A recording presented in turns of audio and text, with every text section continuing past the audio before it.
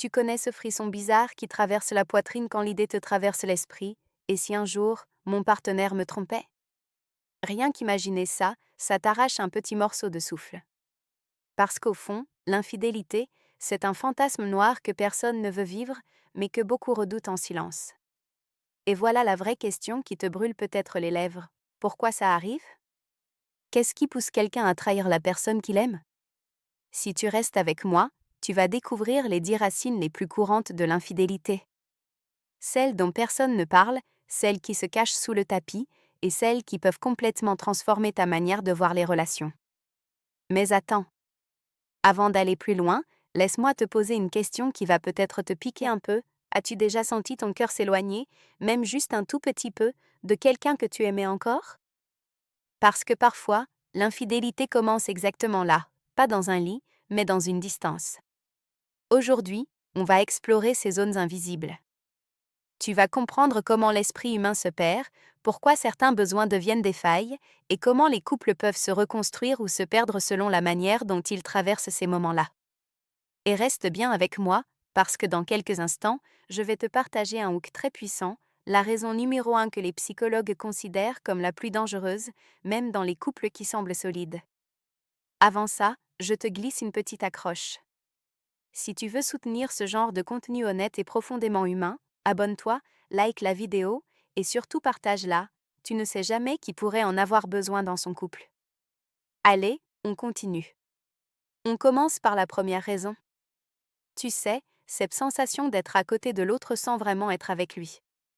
Le manque d'attention émotionnelle. C'est l'un des moteurs les plus silencieux et les plus dévastateurs. Quand un partenaire ne se sent plus vu, plus valorisé, plus choisi, il commence à chercher ce regard ailleurs. Pas toujours consciemment. Parfois, c'est juste ce petit message « tu es si intéressant » envoyé par quelqu'un d'autre et qui réveille quelque chose qui dormait. Et là, attends. Tu sens cette légère tension dans le ventre? C'est normal, on touche au cœur du problème. Parce que ce manque-là, il ne crie jamais. Il murmure. Et c'est pour ça qu'il fait tant de dégâts. Dans la suite, on va plonger dans une raison beaucoup plus surprenante, celle qui pousse certaines personnes à tromper, non pas parce qu'elles sont malheureuses, mais justement parce qu'elles ont peur d'être trop heureuses. Tu vois, c'est là que ça devient fascinant. Certaines personnes trompent non pas parce qu'elles se sentent mal, mais parce qu'elles se sentent trop bien. Oui, ça peut sembler absurde. Mais pour des personnes qui ont une peur profonde de l'intimité, de la vulnérabilité ou de l'engagement, être réellement aimé peut réveiller une tempête intérieure. Si je m'attache trop, je risque de souffrir. Alors elle crée une fuite, un sabotage discret, une distance. Et l'infidélité devient un moyen de reprendre du contrôle émotionnel. Et attends. Avant de passer à la raison suivante, laisse-moi te poser une question qui va te faire réfléchir. As-tu déjà eu peur d'aimer trop? Parce que si la réponse est oui, tu vas reconnaître quelque chose dans ce mécanisme. Allez, on continue. L'autre raison fréquente, c'est la quête d'adrénaline. Cette envie de revivre un frisson, de se sentir désiré, vivant, spécial. Même dans les couples heureux, le quotidien finit parfois par étouffer ce sentiment d'intensité. Mais voilà le piège, beaucoup confondent l'excitation de la nouveauté avec la profondeur du lien. Ce n'est pas la même émotion, pas la même fonction, pas la même direction. La nouveauté brûle fort, mais brièvement. L'attachement, lui, brûle longtemps, mais demande de l'entretien. Et laisse-moi te garder encore un instant, si tu pouvais choisir entre quelqu'un qui te fait vibrer et quelqu'un qui te fait grandir, tu prendrais quoi? Pas si simple, hein? On avance. Une autre cause, peut-être plus subtile, c'est la recherche de validation. Tu as sûrement déjà rencontré quelqu'un qui avait besoin d'être constamment rassuré sur sa valeur, son charme, son importance. Pour ces personnes, l'infidélité n'est pas tant une trahison qu'une façon de combler une faille intérieure. Et là, laisse-moi t'accrocher encore une fois. As-tu remarqué que certaines personnes peuvent recevoir 1000 preuves d'amour et ne pas y croire? Ce type de blessure fait des ravages dans les relations parce que rien ne semble suffire à remplir un réservoir intérieur qui fuit. Maintenant, respire un instant parce que ce qui arrive est peut-être l'une des raisons les plus douloureuses, la solitude dans le couple. Oui, être deux ne garantit rien. On peut être ensemble tous les jours, partager un lit, un toit, une vie, et pourtant se sentir émotionnellement seul. Cette solitude-là est comme un vide qui appelle des réponses. Et parfois, malheureusement, la réponse choisie est une présence extérieure. Avant d'aller plus loin, petit rappel sincère, si cette vidéo t'aide à comprendre, à réfléchir, ou même juste à te sentir moins seul, n'hésite pas à t'abonner et liker, ça soutient vraiment la chaîne et ça m'aide à continuer à te proposer des contenus de qualité. Dans la suite, on va entrer dans les raisons plus sombres. Celles qui concernent les blessures d'enfance, les schémas répétitifs et les choix impulsifs qu'on regrette parfois toute une vie. Tu sais, les blessures d'enfance laissent souvent des traces beaucoup plus profondes qu'on ne l'imagine. Certaines personnes qui ont grandi dans un environnement instable, imprévisible, où l'amour était conditionnel, développent un rapport compliqué à la fidélité. Elles pensent vouloir la sécurité, mais dès qu'elles l'obtiennent, quelque chose en elles panique.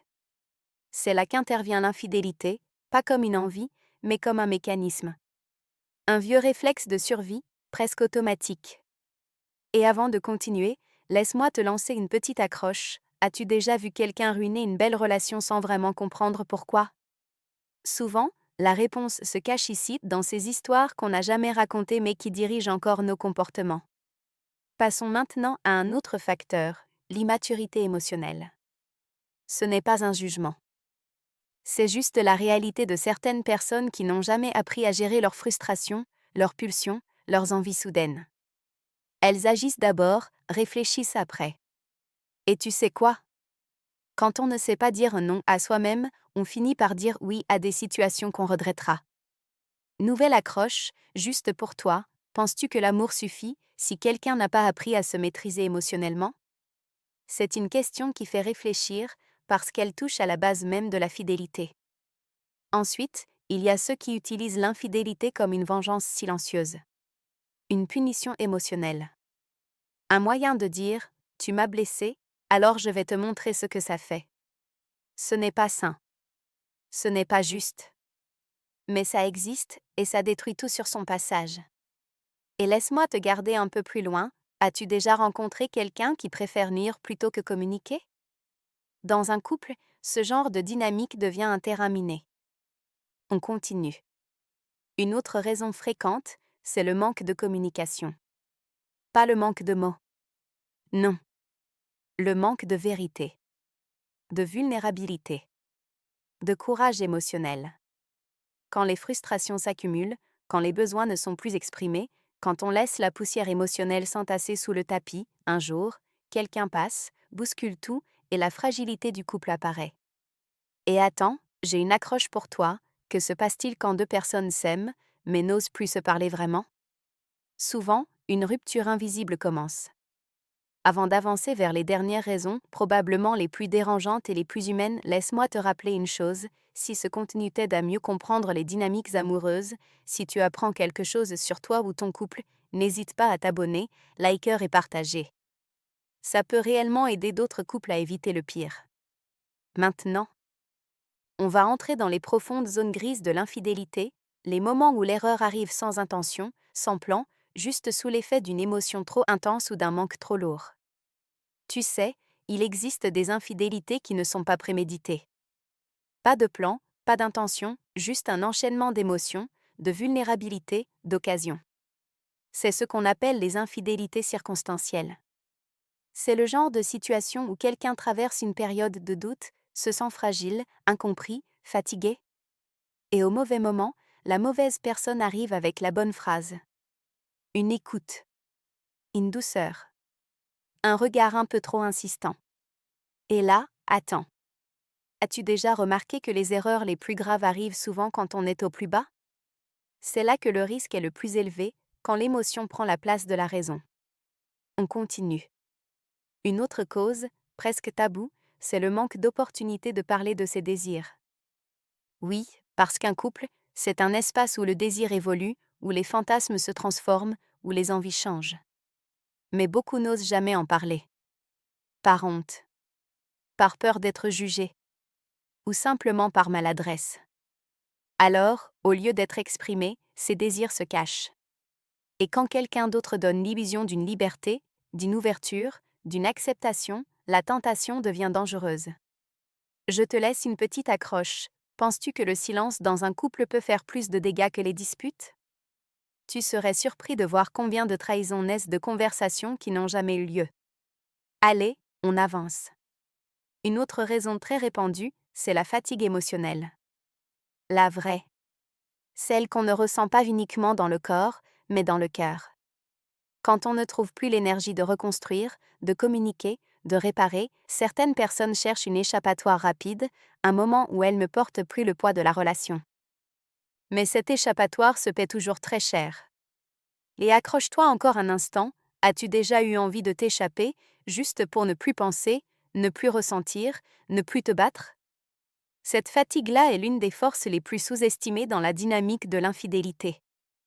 Voici maintenant une des raisons les plus complexes, la crise identitaire. Oui, parce qu'on change. Avec le temps, on vieillit, on évolue, on se transforme, et certains ont l'impression de perdre une partie d'eux-mêmes dans la routine ou dans leur rôle de partenaire, de parent, d'adultes responsables. L'infidélité devient alors une tentative maladroite, douloureuse, mais humaine de retrouver un moi perdu. Ce n'est pas une justification, mais une explication.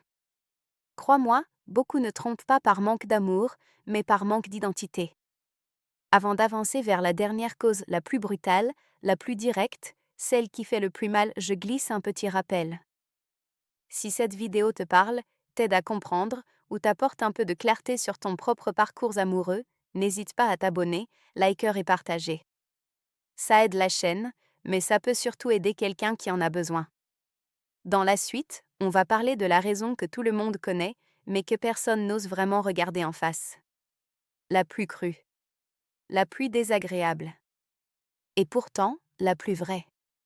La dernière raison, celle qui fait peut-être le plus mal, c'est tout simplement le choix. Oui, parfois, l'infidélité n'est pas une blessure d'enfance, pas une fatigue émotionnelle, pas un manque, pas un accident. C'est une décision. Une impulsion qu'on ne freine pas. Un désir auquel on dit oui alors qu'on sait très bien qu'on devrait dire non. Certains trompent parce qu'ils pensent qu'ils ne seront jamais découverts. D'autres, parce qu'ils veulent tout, la stabilité d'un couple et l'excitation ailleurs. Et d'autres encore, parce qu'ils ne mesurent pas l'impact réel de leurs actes avant qu'il soit trop tard. Et attends. Laisse-moi te poser une question qui réveille souvent quelque chose de profond. Est-ce que la fidélité est un engagement envers l'autre ou un engagement envers soi-même? La réponse en dit long sur la manière dont on aime. Maintenant que tu connais les 10 raisons les plus fréquentes de l'infidélité, voilà ce qu'il faut retenir. L'infidélité ne parle pas seulement du couple. Elle parle aussi de la personne qui la commet, de ce qu'elle vit, de ce qu'elle fuit, de ce qu'elle ne sait pas encore gérer. Elle parle de besoins non exprimés, de blessures non guéries, de maladresse émotionnelle et parfois simplement de choix qu'on regrette. Mais attention. Je veux t'accrocher encore une fois ici, connaître les raisons, c'est bien. Savoir les repérer avant qu'elles détruisent une relation, c'est encore mieux. Parce qu'un couple solide, ce n'est pas un couple sans problème. C'est un couple qui s'est nommé, affronté et réparé. Alors, qu'est-ce que tu peux faire maintenant, toi qui regardes cette vidéo et qui veux comprendre, prévenir ou peut-être guérir? D'abord, reconnaître que la communication émotionnelle est ton meilleur allié. Être capable de dire « j'ai besoin de ça » ou « je ressens ça », c'est déjà désamorcer 80% des risques. Ensuite, apprendre à écouter. Vraiment. Pas pour répondre, mais pour comprendre. Le simple fait de se sentir entendu change énormément de choses dans un couple. Et puis, il y a cette idée essentielle, l'amour n'est pas un état, c'est un travail quotidien.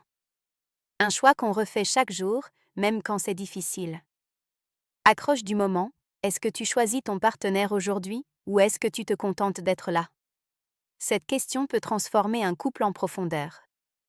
Avant de conclure, laisse-moi te dire une dernière chose, si cette vidéo t'a permis de comprendre un peu mieux l'humain, un peu mieux le couple, ou même un peu mieux toi-même, alors pense vraiment à t'abonner, liker et partager. Parce qu'on ne parle pas assez de ces sujets-là. Parce que beaucoup de couples souffrent en silence. Et parce que parfois, une simple vidéo peut éviter une grande douleur.